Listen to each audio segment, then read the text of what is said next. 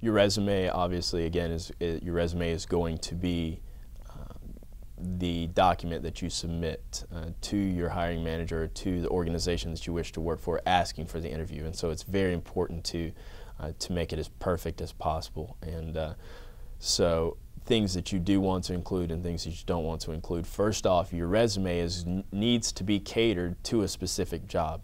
Oftentimes resumes are too general. They're not made specifically for any job. They're made specifically for the individual who that resume belongs to pass it out and for it to apply to multiple jobs.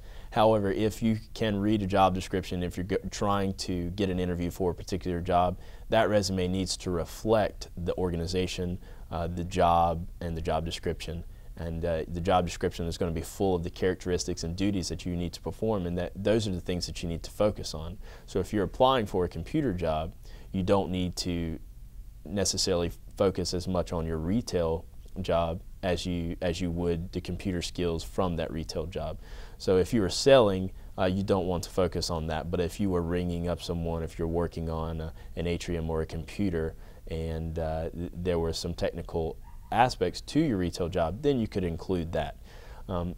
Another common mistake of resumes oftentimes will include duties rather than accomplishments, and that you can have a successful resume listing the duties and responsibilities of previous job experiences that you've had in the past. However, if I were to say I once worked in a movie theater and I listed the duties that I were required to, pretty much any hiring manager that's out there would be able to guess without reading my resume what duties I had to perform. Obviously, I had some cleaning in there involved, tickets were involved in some way, and so rather than listing those duties, list the accomplishments. What problems occurred at that movie theater that you were able to overcome, that you were able to fix and make it a better organization.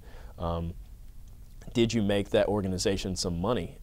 Were you able to fix issues within the organization? Were you able to rally a team together? Accomplishments such as that are going to speak volumes a lot more than being able to just speak on duties, things that you did, because again, people know what you did. If you're a district manager, we know what goes with that. You need to speak on what exactly you accomplished, because that's going to help you out in the end. Your objective in your resume needs to reflect a little bit about yourself, but more so what you hope to contribute to the organization.